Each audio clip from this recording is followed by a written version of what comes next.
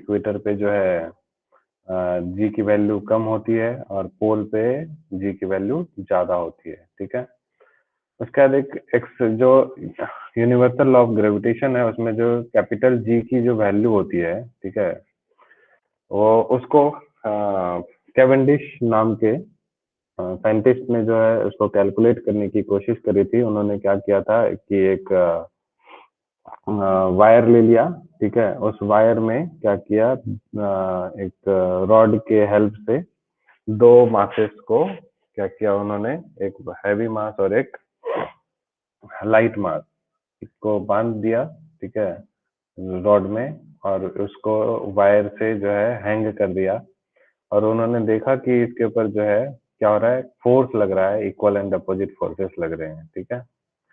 तो इस इक्वल और अपोजिट फोर्सेस पे और ऑन द सेम लाइन लग रहा है, तो इसका मतलब यहाँ पर कुछ टॉर्क होगा, ठीक है। फोर्स ऑफ अट्रैक्शन लग रहा है दोनों के बीच में, ग्रेविटेशनल फोर्स ऑफ अट्रैक्शन, ठीक है।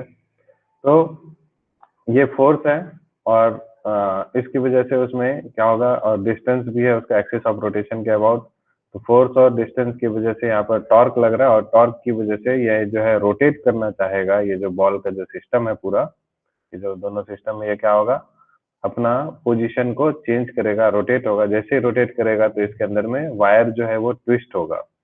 उस ट्विस्ट को जो है मेजर कर लेंगे एक्सपेरिमेंटली, ठीक है, कितना हुआ, ठीक है। उसके बेस पे उन्होंने जो है कैलकुलेट किया था क्या,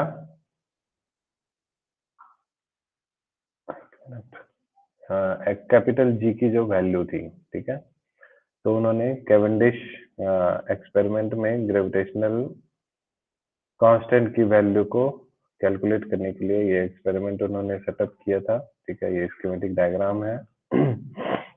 ग्रेविटेशनल फोर्स दोनों मासेस के बीच में, कैपिटल और स्मॉल एम के बीच में जो है इतना लग रहा था, ठीक है। और ये अगर लेंथ जो है उसका एल है, ठीक है, length of the bar A B जो है इसका लेंथ अगर एल है, तो टॉर्क जो होगा उसमें फोर्स इंटू परपेंडिकुलर डिस्टेंस होता है। तो फोर्स हो गया G M M upon D square into perpendicular distance, ठीक है। तो ये हो गया force into distance, that is equal to torque into theta, ठीक है। थीटा जो है ये क्या है, ट्विस्ट है, ठीक है। तो यहाँ से थीटा की वैल्यू हम एक्सपेरिमेंटली फाइंड आउट कर लेंगे, ठीक। और इन सब की वैल्यूज को पुट कर देंगे, एम एम ये जो डिस्टेंस है, ठीक है, और टॉर्क, ठीक है, थीटा, इन सब की वैल्यू पुट करने के बाद आपकी जी की वैल्यू जो है हम लोग कैलकुलेट कर लेंगे। और ये जी की वैल्यू उन्होंने कैलकुलेट करके दिखाया था, this is 6.67 into 10⁻11 newton metre square kg-2, ठीक है। तो ये एक्सपेरिमेंटली इसकी वैल्यू निकली हुई है, ऐसे नहीं है कि कहीं से आ गया, ठीक है। उसके बाद हमने acceleration due to gravity of earth पिछली क्लास में देख लिया था, ठीक है। G equal to G M upon R square होता था, ठीक। ये सब हम लोग पढ़ चुके हैं पिछली वाली क्लास में। फिर हम लोगों ने देखा था acceleration due to gravity below and above the surface of earth. तो हमने above the surface of earth देख लिया था। जैसे ये हमारा अगर अर्थ का सरफेस है, एच हाइट पे अगर कोई भी ऑब्जेक्ट है, ठीक है, तो हमारा फोर्स जो है ग्रेविटेशनल फोर्स इतना आ जाएगा, जी एम एम अपॉन में आर प्लस एच का होल स्क्वायर, ठीक है। इसी को हमने आगे प्रोसीड किया था, प्रोसीड करके, है ना, एच हाइट पे निकाला, फिर नॉर्मल जो जी की वैल्यू सरफेस पे होती है, फिर दोनों को डिवाइड किया। फिर हमने देखा था कि बायनोमियल थ्योरम का इस्तेमाल किया, ये जो पावर है वो माइनस मल्टीप्लाई हो जाएगा, तो G H is equal to G into 1 + 2h upon R, ये आया था। तो जी की वैल्यू डिक्रीज हो गई 1 - 2h अपॉन आर से, ठीक है। अब हम लोग पढ़ने जा रहे हैं बिलो दी सरफेस, है ना, यानी कि डेप्थ में जो है जी की वैल्यू क्या होगी, ठीक है। एक्सेलरेशन ड्यू टू ग्रेविटी की वैल्यू जब हम लोग अर्थ के सरफेस पे नीचे की तरफ जाएंगे तो क्या होगी, ठीक है, ये देखना है। तो इसके लिए हम लोग यहाँ से देखते हैं,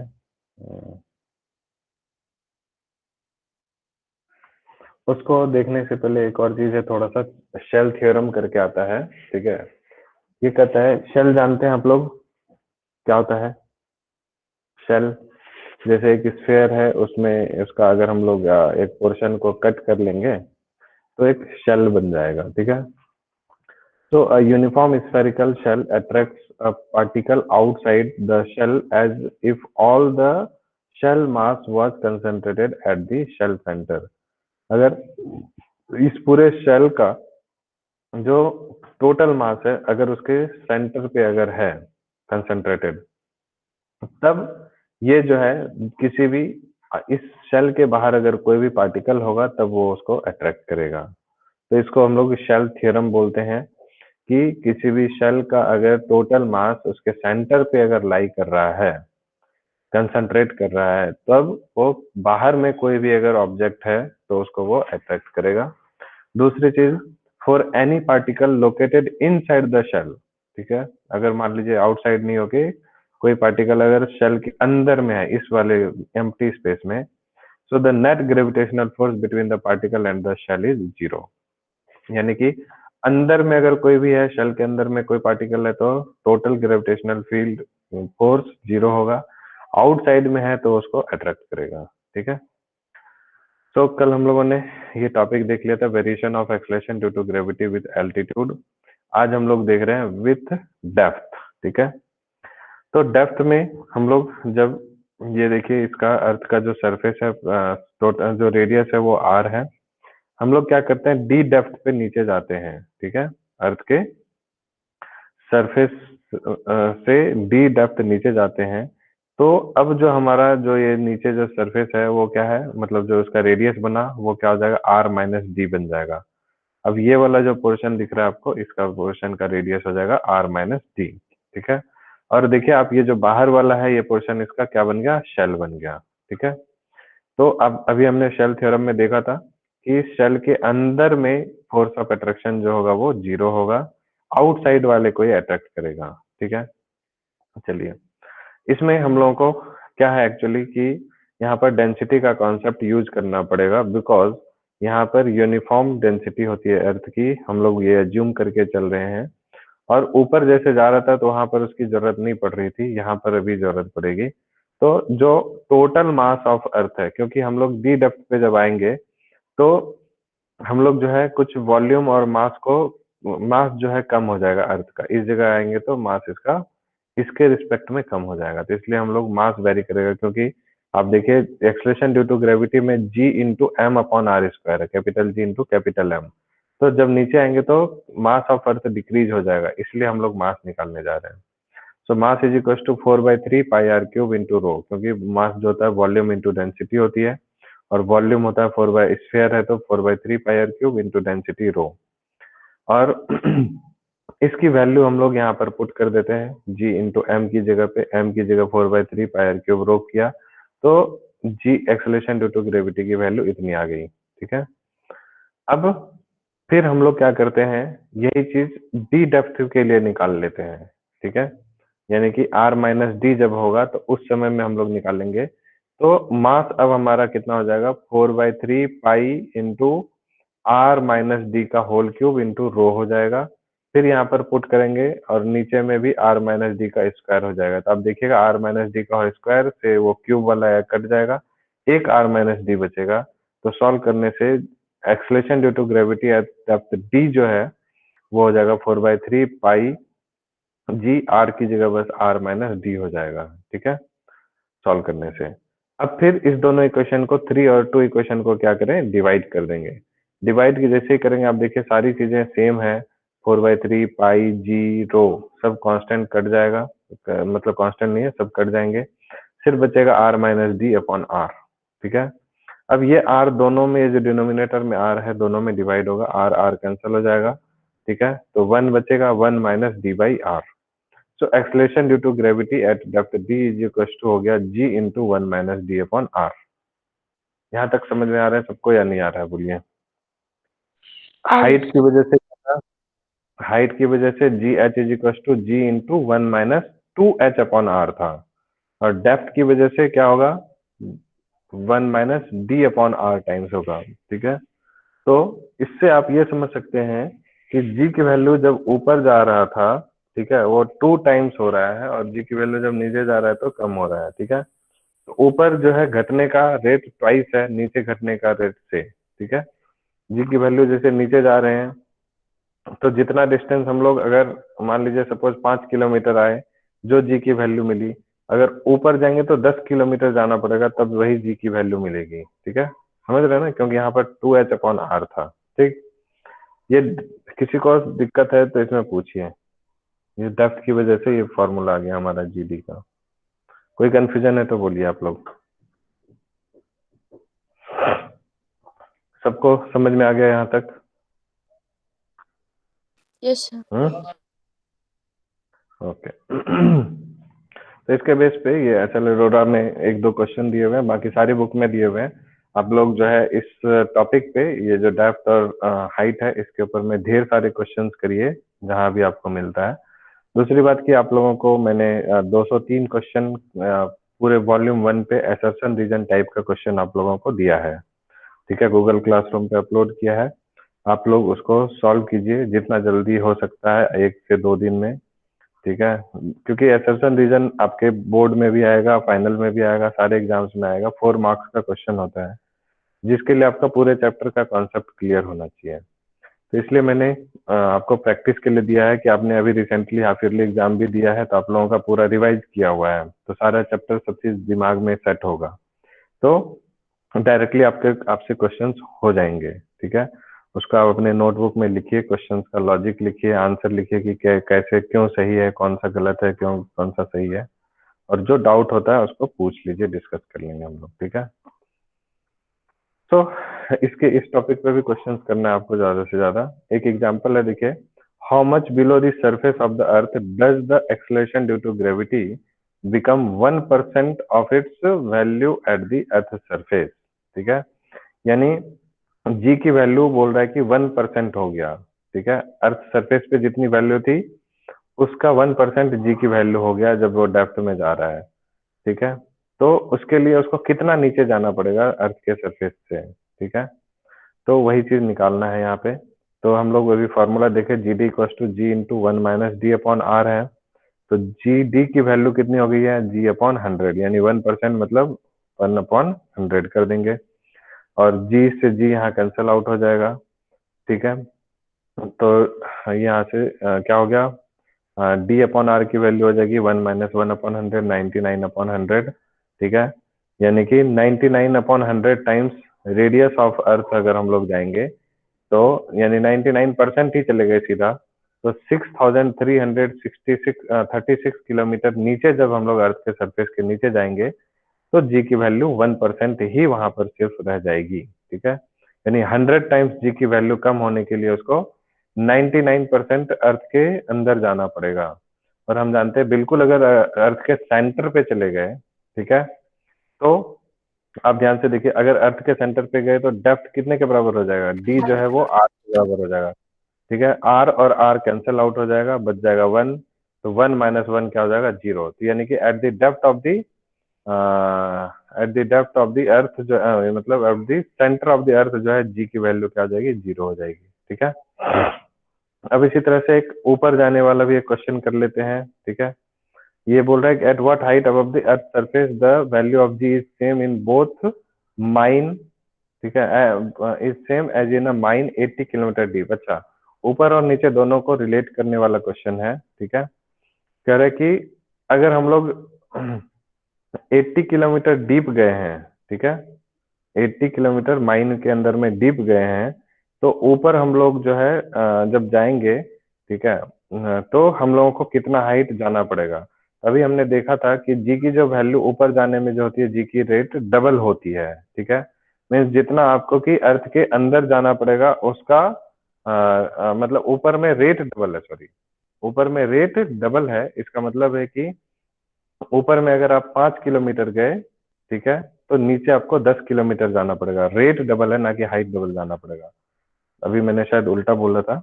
तो ऊपर हाइट आपको जो है मतलब ऊपर जितना भी हाइट गए उसका डबल, अगर हम लोग डेप्थ नीचे जाएंगे तब जाके आपको सेम जी की वैल्यू मिलेगी। तो डायरेक्ट इस क्वेश्चन का आप आंसर 40 किलोमीटर है, तो 80 किलोमीटर है, तो इसका आंसर 40 कर सकते हैं। बाकी हम लोग मैथमेटिकली भी कर लेते हैं। क्या बोला है, हाइट और डेप्थ पे जो है जी की वैल्यू सेम है। ठीक, तो जी इंटू 1 - 2h/r, यहाँ पुट कर दिया और डेप्थ पे g into one minus D upon R.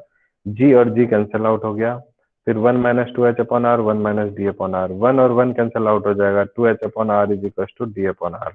R फिर से कैंसिल हो गया, ठीक है, तो h इज इक्वल टू क्या हो गया, डी अपॉन टू, यानी 40 किलोमीटर। यानी यहाँ से आपको ये समझ में आ गया कि जब ऊपर जा रहे हैं तो उस समय जो है उसका डबल, अगर डिस्टेंस हम लोग अर्थ के अंदर जाएंगे तब आपको जी की वैल्यू सेम मिलेगी, ठीक है।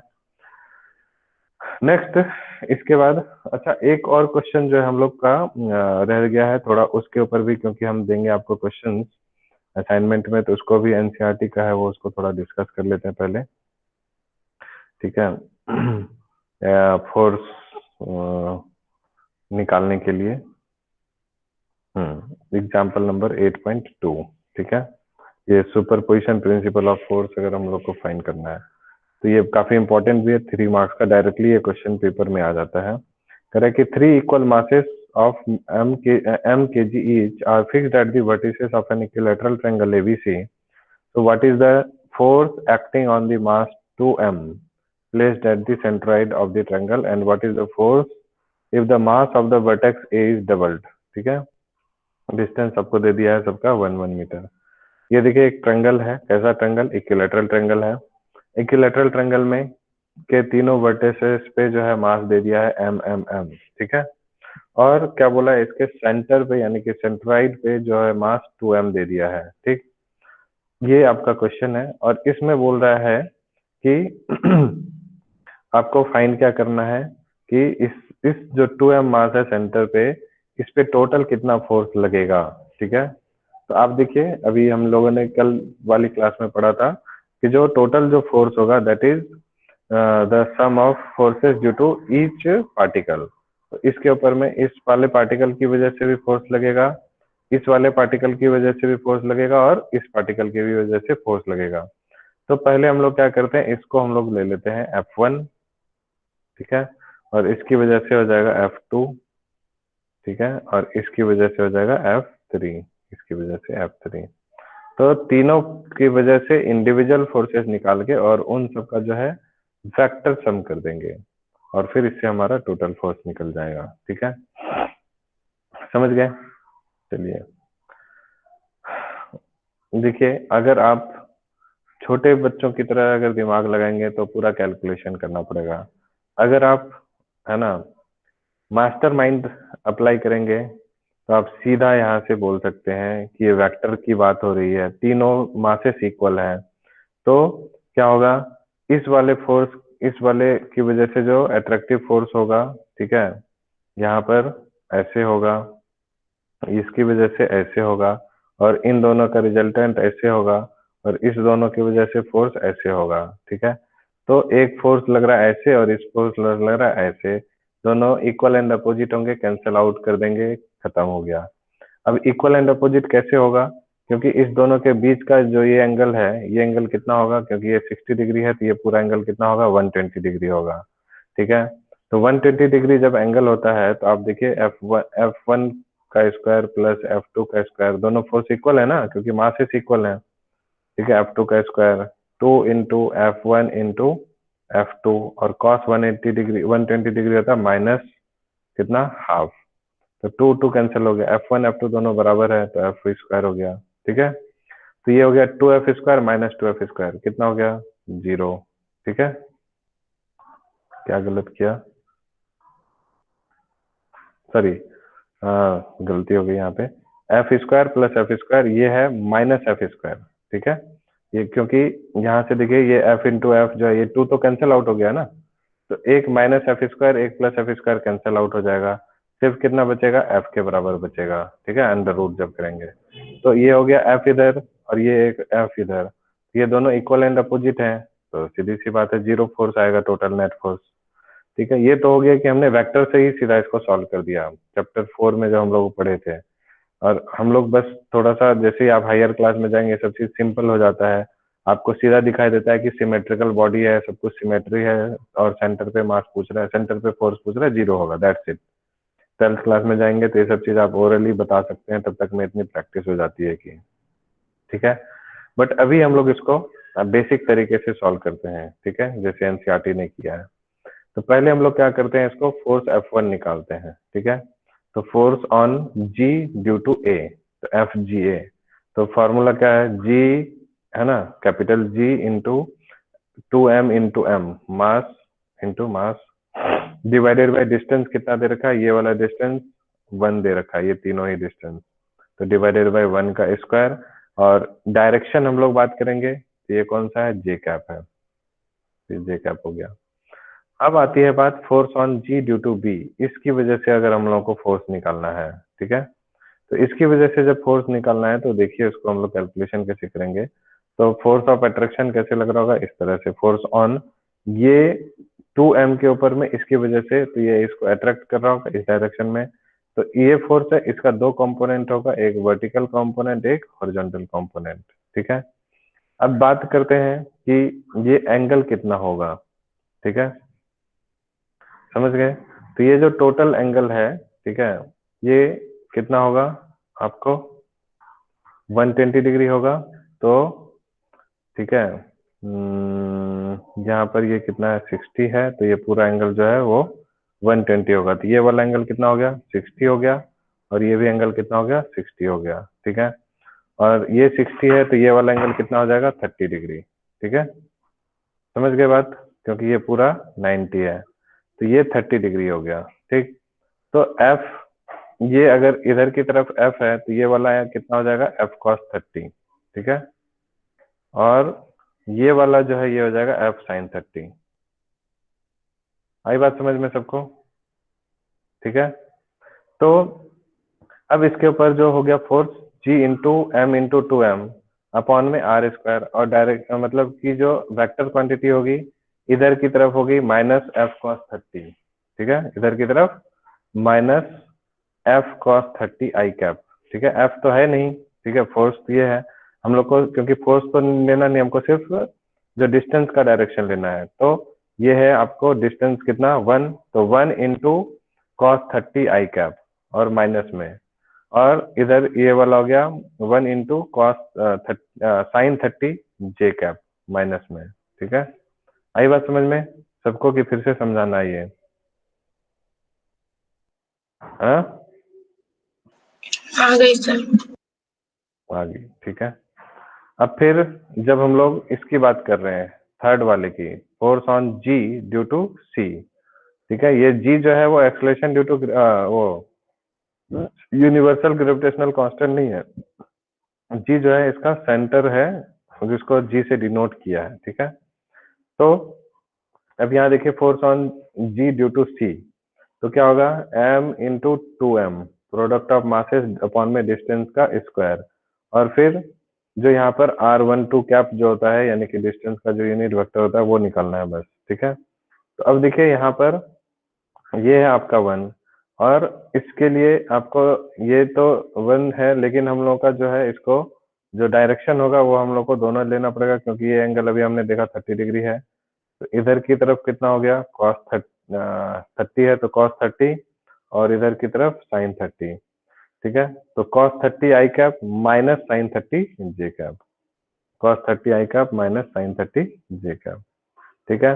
बस अब यही तीनों फोर्सेस को आप पुट कर दीजिए, ठीक है। तो आप देखिए यहाँ से जब सबको सम करेंगे, ये प्लस वाला इस माइनस के साथ कैंसिल आउट हो जाएगा, ठीक है। और फिर हाँ, ये माइनस साइन 30 और माइनस साइन 30, तो कितना हो जाएगा, ये प्लस साइन 30 बन जाएगा, ठीक है।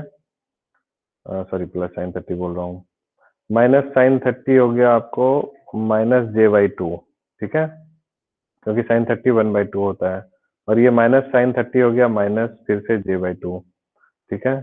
तो माइनस j कॉमन हो गया, और इंटू 1/2 प्लस 1/2 हो गया, और 1/2 प्लस 1/2 क्या होता है, 1 होता है, यानी कि माइनस j हो गया। तो इन दोनों का सम जो है सिर्फ माइनस j के बराबर हुआ, ठीक है, ये वाला जो पोर्शन है, और ये जो है प्लस j है, तो ऑब्वियसली, और ये दोनों चीजें कॉमन ही है सब में, माइनस j प्लस j सब कैंसिल आउट होके 0 बन जाएगा। तो net force comes out to be 0। समझ में आया सबको कि नहीं आया? Yes sir. ठीक है, तो इसको आप लोग एक बार खुद से करेंगे तो और ज्यादा क्लियर होगा, ठीक है। इसका सेकेंड पार्ट क्या बोला है कि what is the force of the mass at the vertex A is doubled, ठीक है। जब वहां पर हम लोग डबल कर देंगे, ठीक है, तो आप देखिए यहाँ पर इसके मास को अगर डबल कर दिए तो यहाँ पर क्या हो जाएगा, 2m की जगह पे 4m हो जाएगा, है ना, नहीं 2m इंटू 2m, तो 4m इंटू जी आ जाएगा, ठीक है, और जे कैप, समझ गए ना। और इन लोगों का तो सब कुछ वैसा ही है, तो सारी चीजें वही है, सिर्फ क्या हो जाएगा, माइनस जे कैप हो जाएगा। तो 2mg² इंटू माइनस जे कैप, तो 4mg² में से 2mg² को माइनस कर देंगे तो 2mg² आंसर बचेगा, ठीक है। तो ये तो मैंने आपको बस ऐसे ही समझाया क्योंकि लिख के किया नहीं हूँ तो आप लोगों को अच्छे से आया नहीं होगा समझ में, बट आप लोग अगर सॉल्व करेंगे खुद से तो क्लियर हो जाएगा, ठीक है, अपने से करेंगे तो हो जाएगा। ये भी हम लोगों ने पढ़ लिया, acceleration due to gravity of earth भी हो गया, ये हो गया। अब दी सरफेस, ये देखिए बिलो दी सरफेस वाला जी इंटू 1 - d/r, ये भी हम लोगों ने अभी पढ़ लिया, ठीक है। नेक्स्ट आता है हमारा ग्रेविटेशनल पोटेंशियल एनर्जी और ग्रेविटेशनल फील्ड इंटेंसिटी, ठीक है। तो इसको हम लोग जो है वहां से पढ़ लेते हैं, थोड़ा अच्छे से दिया हुआ है।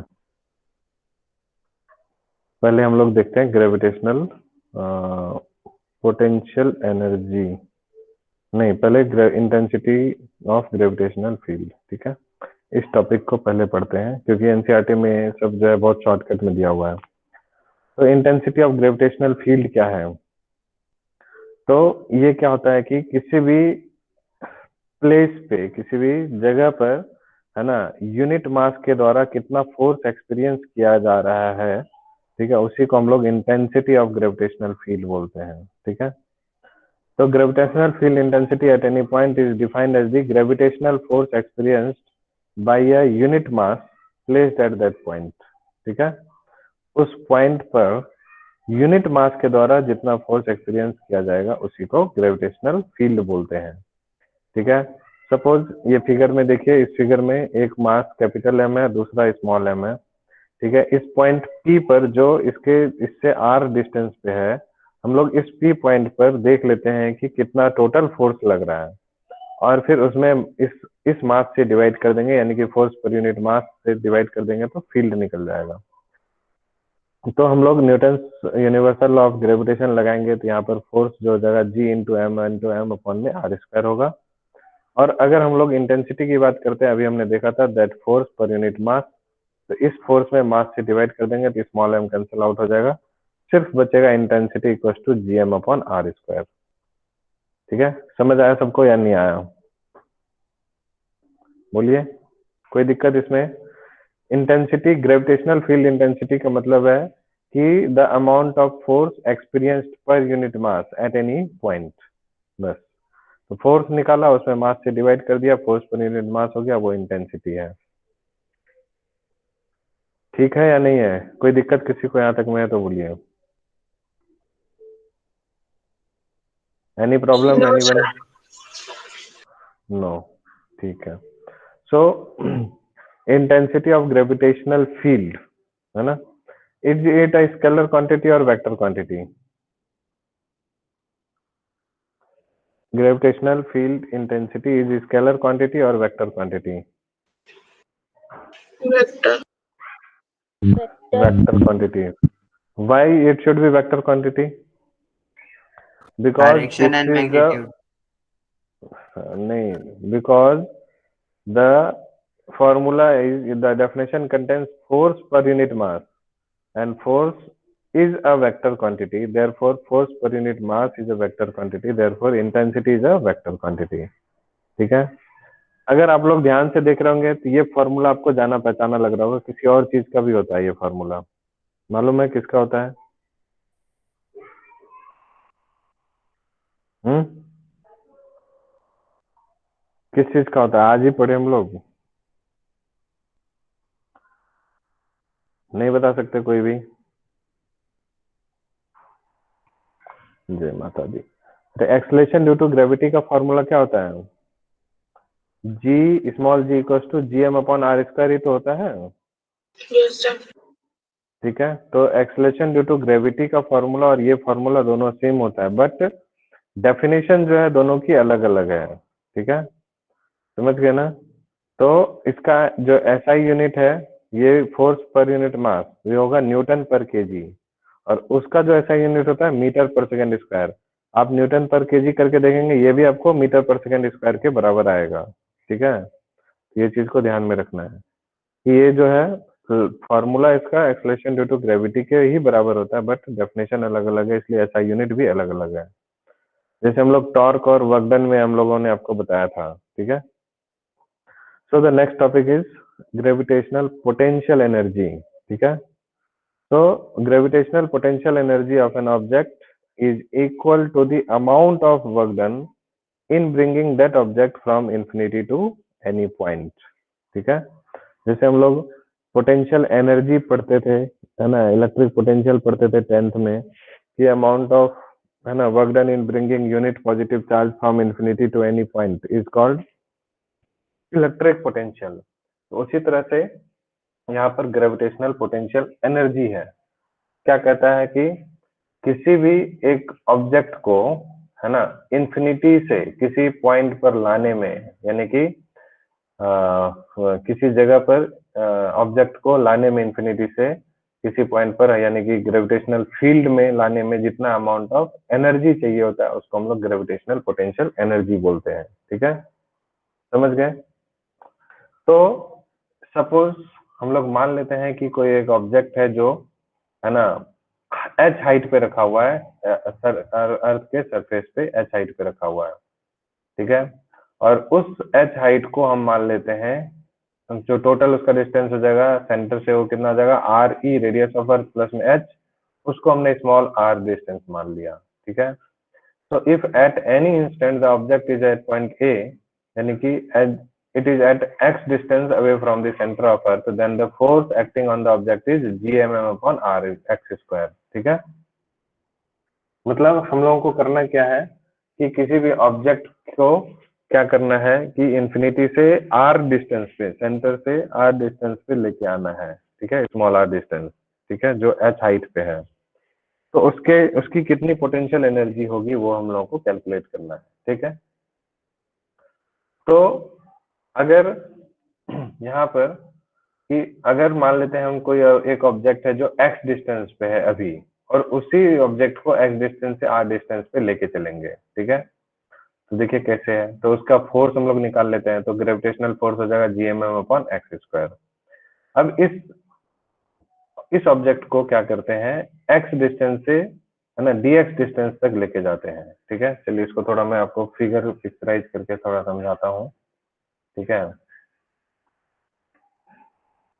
जैसे सपोज एक ऑब्जेक्ट है, ठीक है, जो यहाँ से क्या बोलते हैं, ये है आपका अर्थ का सरफेस, ठीक, और अर्थ के सरफेस से ये ऑब्जेक्ट जो है एक्स डिस्टेंस पे रखा हुआ है, ठीक है, समझ गए। तो इस ऑब्जेक्ट का मास है स्मॉल एम, इसका मास है कैपिटल एम। अब इस ऑब्जेक्ट को क्या करना है, छोटा सा डिस्टेंस dx डिस्टेंस से इसी चीज को dx डिस्टेंस से मूव करते हैं, ठीक है, समझ गए। तो अभी इसके ऊपर में फोर्स कितना लग रहा होगा, this force is equal to g into M upon में एक्स स्क्वायर, ठीक है, समझ गए। अब इस ऑब्जेक्ट को अगर यहाँ से यहाँ तक अगर हम लोग डिस्प्लेस करना चाहते हैं तो कितना वर्क डन होगा, तो इसको डिस्प्लेस करने में कुछ ना कुछ अमाउंट ऑफ वर्क डन करना पड़ेगा। तो दिस फोर्स इनटू डिस्प्लेसमेंट, यानी कि दिस अमाउंट ऑफ छोटा सा वर्क डन कितना, d W is equal to कितना होगा, G into M upon x square, ये फोर्स हो गया, और इंटू डी एक्स, इतना वर्क डन करना पड़ेगा, ठीक है। अब सीधी सी बात है, अब ये आपका वर्क डन हो गया, हम लोगों को पोटेंशियल एनर्जी निकालना है, तो हम लोग जानते हैं यही वर्क डन जो है स्टोर विल बी, क्योंकि चेंज इन पोजीशन की वजह से पोटेंशियल एनर्जी होती है, तो यही वर्क डन जो है वो कन्वर्ट हो जाएगा किसमें, पोटेंशियल एनर्जी में।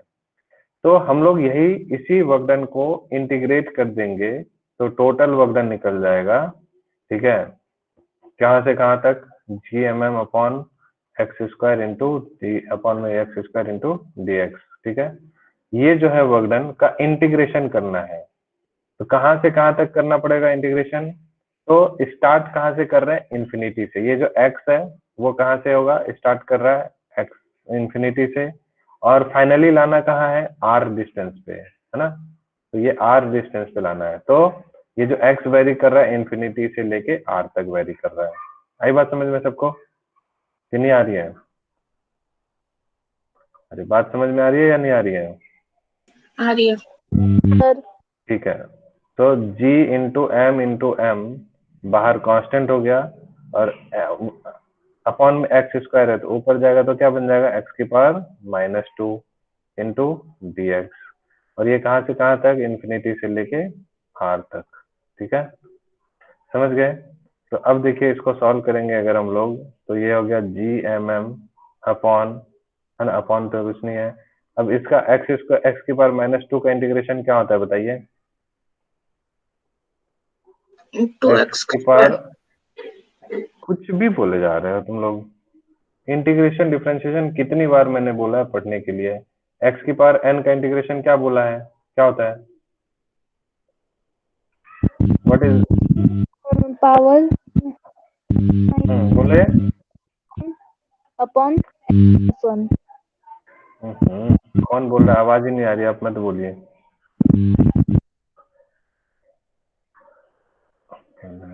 नंदिनी आप बताइए, एक्स की पावर n का integration. Nandini. Yes sir. Integration of x की पावर n क्या होती है?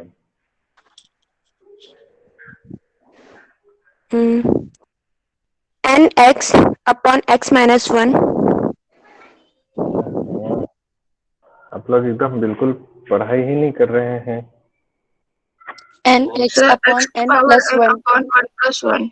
एक मिनट, एक मिनट, आप माइक ऑफ कर लीजिए। साक्षी, ये तो कुछ नहीं बताइए। श्रेया, श्रेया बताइए एक्स की पावर n का integration. Shreya. nx n+1 upon में n+1। भाई तुमसे कहाँ पूछ रहे हैं? श्रेया से पूछ रहा हूँ यस सर। मैं। What is integration of x raise to n? x power n+1 by n+1। x की पावर n+1 बाई n+1, बस इतना सा बोलना है। तो यहाँ पर क्या है? x की पावर -2 है तो -2 + 1 कर देंगे और डिवाइडेड बाय -2 + 1 कर देंगे।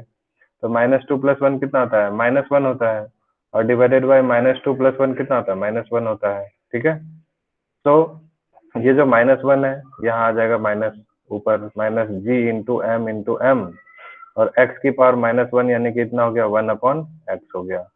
ठीक है, और इसमें पुट करना है वैल्यू कहाँ से कहाँ तक? इन्फिनिटी से लेके r तक। ठीक है, तो -g m और 1 पहले अपर लिमिट r -1/इन्फिनिटी। ठीक है, तो ये कितना हो गया? -g m, है ना? 1/r, और 1/इन्फिनिटी क्या होता है? 0 होता है। तो ये बन गया क्या? -gmm/r बन गया। ठीक है, तो आप इसको देखिए यहाँ पर, ये जो पूरी कैलकुलेशन है इसकी, ठीक है, सॉरी, तो ये जो है आपको पूरी कैलकुलेशन यहाँ पर बस शॉर्टकट में लिखा हुआ आपको समझ में आ गया होगा। तो this work done is equal to -gmm/r, and this work done gets stored up in the form of gravitational potential energy। तो ग्रेविटेशनल पोटेंशियल एनर्जी का फॉर्मूला हो गया -gmm/r। समझ गए? ठीक है, कोई दिक्कत किसी को यहाँ तक समझने में? एंड यहाँ जो नेगेटिव साइन है, this indicates the potential energy due to gravitational attraction between the earth and the body. ठीक है, यहाँ नेगेटिव साइन ये शो कर रहा है कि this potential energy is due to the gravitational attraction between the earth and body. ठीक है, अर्थ और बॉडी के बीच में अट्रैक्शन है, नेगेटिव साइन बस ये शो कर रहा है। And at a distance between two अगर दो ऑब्जेक्ट के बीच में अगर डिस्टेंस इंक्रीज होगा तो gravitational potential energy also increases, ठीक है, sorry, gravitational potential energy decrease करेगा, ये यहाँ पे गलत लिखा हुआ है, as distance between the two increases gravitational potential energy decreases and becomes and at zero, ठीक है, decreases and becomes zero, that is maximum, ठीक है, उल्टा पुल्टा लिखा हुआ है यहाँ पे। अब देखिए सीधी सी बात है, दोनों अगर दो ऑब्जेक्ट के बीच में अगर डिस्टेंस जो है इंक्रीज करेगा तो पोटेंशियल एनर्जी डिक्रीज करेगी, ठीक है, ये चीज ध्यान में रखना है, ठीक है। तो इसी चीज पे जस्ट आपका एक और कॉन्सेप्ट आता है ग्रेविटेशनल पोटेंशियल, ठीक है। टाइम कितना हो गया, ठीक है, इसको हम लोग देख लेते हैं। ग्रेविटेशनल पोटेंशियल क्या है, ठीक है, तो gravitational potential at any point inside the gravitational field region of the earth is equal to the amount of work done in bringing an object of unit mass from infinity to that point. देखिए gravitational potential energy और gravitational potential में जो है थोड़ा सा बस difference है। उसमें क्या है, पोटेंशियल एनर्जी में मतलब इन्फिनिटी से किसी पॉइंट पर किसी भी मास को लेके आना है, लेकिन इसमें जो है यूनिट मास को लेके आना है, बस इतना सा डिफरेंस है। अगर यूनिट मास को इन्फिनिटी से किसी पॉइंट पर लेके आ रहे हैं तो उसको हम लोग बोलते हैं ग्रेविटेशनल पोटेंशियल। अगर किसी भी मास को इन्फिनिटी से किसी पॉइंट पर लेके आ रहे हैं तो उसको बोलते हैं ग्रेविटेशनल पोटेंशियल एनर्जी, ठीक है। तो सारी चीजें इसमें भी उसी तरह से होगी, सब कुछ सेम।